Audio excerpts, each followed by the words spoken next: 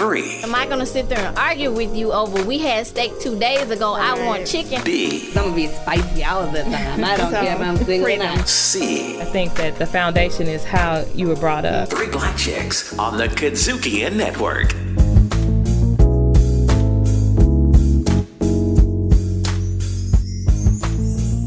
What's up, everybody? You are listening to 3BC. I am your host, Jae Henderson, and we have in studio with us today Beverly Robertson, Leah Douglas Wooten, and Sherica Hymes. Now, I love being a woman. I will say that. Our topic today is women in business, and I love being a woman. And one of the reasons I love being a woman is fashion. Yeah. We can express ourselves so many ways in fashion.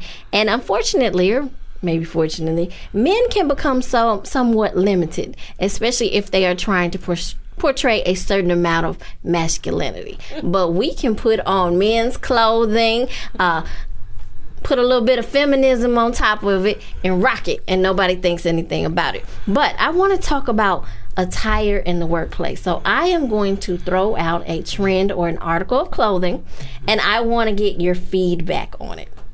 We're going to start with leggings. Not appropriate in my mind in the workplace. And especially if everything is showing and all of your derriere with short tops is showing. I just think that's not an appropriate thing to wear in the workplace because you don't know how that's impacting others' perception of you and your job, particularly if you're in specific professions. Right. If you're in specific professions. Now, it may depend on the work environment in which you exist as to what your dress code ought to be. But in the traditional sense, I think you are. Whenever it is questionable, you just should not do it. Whenever there's a question, that's my professional opinion. And my personal one. So both professional and personal. They're okay when you have on a long top. You know, some tops are as long as dresses. So I think leggings are all right if everything is covered. I don't want to see your camel toe. I don't want to see your booty, your dents, your cottage cheese. I don't want to see any of that. I can go with that, but that's not what I typically see when on airlines. I see a lot of this, and I'm saying to myself, for real, girl. For real, all your stuff is showing. All of it. And half of them don't have on. They don't have on their foundation. They don't have on or anything else. I don't want to be traumatized. However, as an alternative, if you want to wear leggings, and let's talk about size does matter. But if you want to wear leggings in a professional environment and it's acceptable, here's what I would say, although it's not my choice. You should definitely wear the ones that are fitted appropriately, have on the proper foundational garments, make sure that you have on a proper long shirt that's covering. Right, to Jay's point. Those areas. And put you on a nice blazer and pop the collar, roll the sleeves up, put you on some nice riding boots or pumps or something, and then there you go. Yeah. I agree with that. I agree with that. Okay, well, let's move on to the next one. Cleavage. Stop it. Are you trying to get a date? What's happening right now? We don't want to see your cleavage at Progressive. Well, somebody might, but we don't. We don't want to see it. Yeah, I'd say. Yeah, when you get to the see it more and more. Yeah. Really? More cleavage? Out of control, V-necks, a couple of buttons down. I see it more and more in the workplace. And for men, too. They need to button your shirt up. What is happening here? It's the business environment. Right. And women will say, that's their problem. It's not me. I mean, if somebody says something about it or you find a man staring at your breast, that's his problem. That's not me. And if you're well endowed, too, you need to understand that there are certain things that you cannot do that will not go over. And some of it is intentionality, be honest. It is not by accident that they wore a low-cut blouse into a meeting with a whole bunch of men. It is about attracting attention and maybe attracting something, affection. Yeah. So we just need to be honest with each other. But you have to inspect what you expect. I make everyone sign a dress code when they come into my office, and we're casual on Friday, business casual on Friday, but if you come to my office and I see your behind or your cleavage, I'm gonna call you in. We don't do that here. We're selling houses. Right. All right. Bodycon dresses. Well, contour dresses, fitted club. dresses. For the club, I'm letting Miss the party, Beverly the and club, Leah do this. I'm not doing the this. club, the party.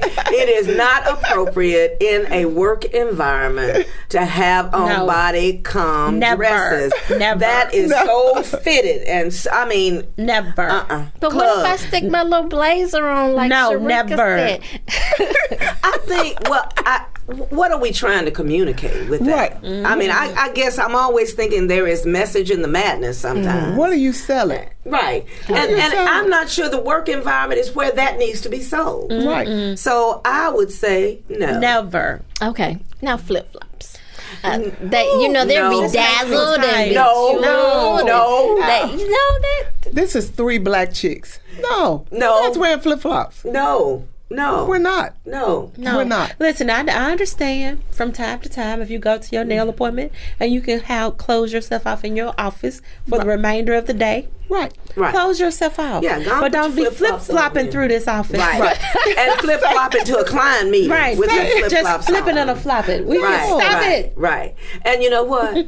I know God's other children wear them everywhere. To church, to I know. business meetings, to everything. And I think God's that's a other children. culture. I love Right. I love that time. God's other But children. stop I it. just think that's a culture that we don't want to perpetuate. No. I don't think We're not we going should try to. and We're not perpetuate going that to. culture. No. Now this has become very Don't you trendy. say it. The colorful hair.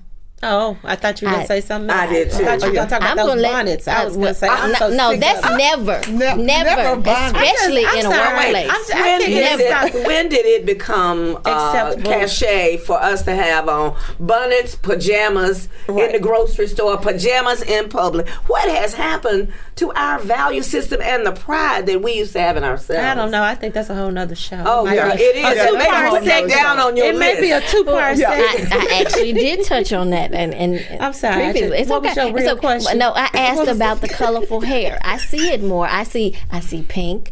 I see blue. I've seen gray, and in professional environments. Not in the workplace. Not in the workplace.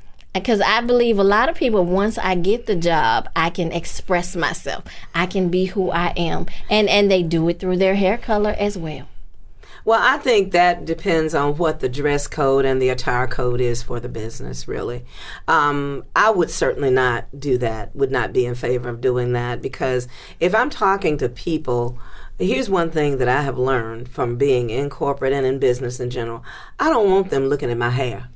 I want them paying attention to what I'm saying. Absolutely. And it's hard to do business if somebody is staring at some part of your body or your attire in a way that it shouldn't, or your cleavage. So I would opt to not do anything that's going to distract them from me pitching my business and getting the business. And that's or pretty much how executing I my business. operate, Well, right? some people would say, because if you're attractive, you're attractive. If you have a nice body, you have a nice body. I mean, you could wear a potato sack someplace, and someplace, know and a man is going is. But gonna we're not notice. talking He potato doesn't care. sacks. We talking leggings, bodycon, dresses, and purple hair. So What I'm saying, to Beverly's point, some people would argue that it does not matter what I wear. And maybe a particularly voluptuous woman who is very curvy, you can't hide those curves. No, you They're can't. there. no You one's cannot. asking you to hide. We are asking you to be professional. Yeah. And then And appropriate. And appropriate, right. And to your question about the hair, I wouldn't, certainly that's not my choice. I'm certainly not trying to prohibit someone from expressing themselves, but I would say it does depend on the environment. My personal choice, whenever I'm meeting with clients, I even think about what I'm wearing. I'm not going to have on leggings or a bodycon dress or purple hair, but what I am saying is I want you to focus on me and what I have to say. And so my jewelry is minimal. All of that's minimal because I want you to pay attention to what I have to say, because that's the most important thing to me. And here's the other thing. You didn't step to that employer with purple hair. When you went on your interview, you didn't have purple hair. You didn't have leggings on with your top short. it's interesting that people talk about, I want to express myself. Well, you need to go into a profession that allows you to express yourself. Exactly. You don't need to work for me. Right. You don't need to work in my business because I have a code of conduct and a code of dress.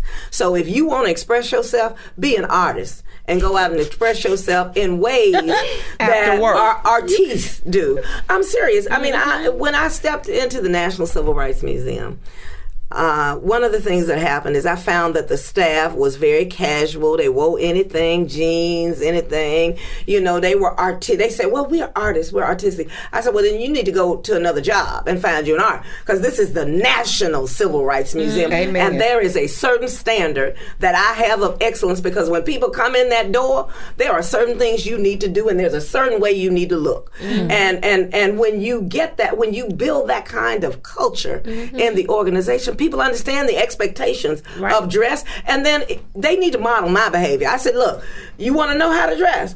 How do I come to work every day? Right. Model the behavior that is aligned with the values of the organization. Absolutely. Now, if you don't think the organization is worth it and you can look any kind of way, then that demeans the organization to me. Absolutely. People come in and say, oh, is this, what kind of staff is this? Right. What kind of institution would allow their people to look this way?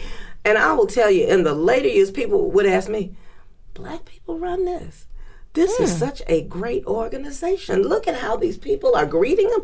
Look at how they look, so professional. You are making an impression whether you realize it or not, with your purple hair, with your rags Pink hair, on your yellow head hair, tied up, green hair. in the workplace, with your flip-flops. You are impressing someone one way or another. And if your objective is to advance, I'm not sure that is furthering your cause. It may not be. And the person that's in the front, my office is way in the back as the broker. So the person at my front, they're the front door to my business. I'm checking them out when I come in. Because that's who you're going to see first before you ever get to me. And I'm going to be judged by what she has on. Absolutely. Always. So I think it's important for people to think twice. I know the millennials, but It's not just them. Well, let me tell you a recent experience that I had. There's a young lady that works in my office now.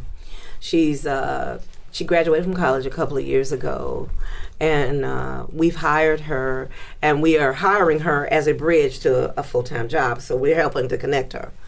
She went on an interview recently. I got a call from the person that interviewed her, and she said to me, "You mean this young lady is flying your flag?" She didn't shake my hand when she came in. She didn't make proper eye contact. She wasn't appropriately dressed when she came in. See, what millennials don't know is people are talking, and they'll circle back to you. I sat her down and I had a conversation with her.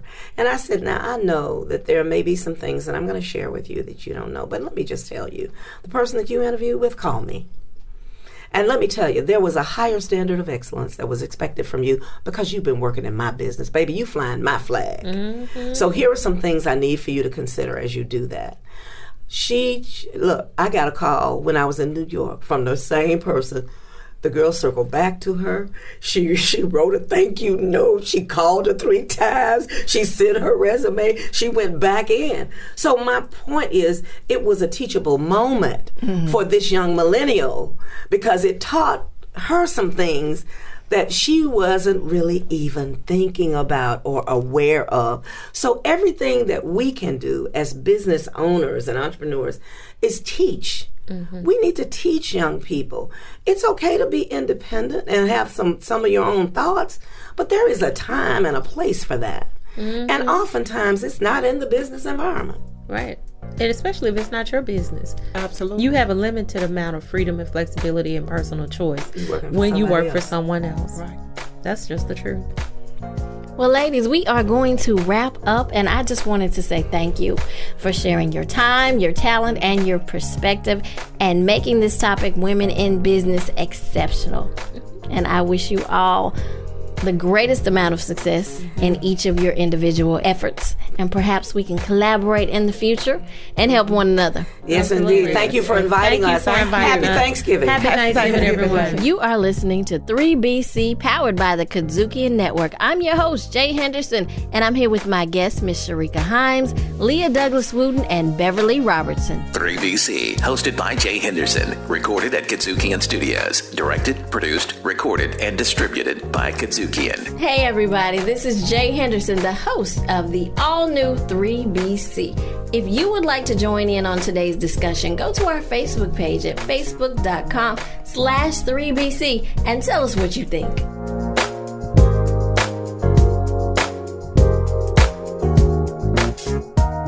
Grind Fed. I'm your host, Cynthia Daniels. And I'm your co-host, Williams Brack. So we're going to be interviewing business owners about their journey. What made them leave their 9 to 5 and just go out and create their own brand? Grind Fed.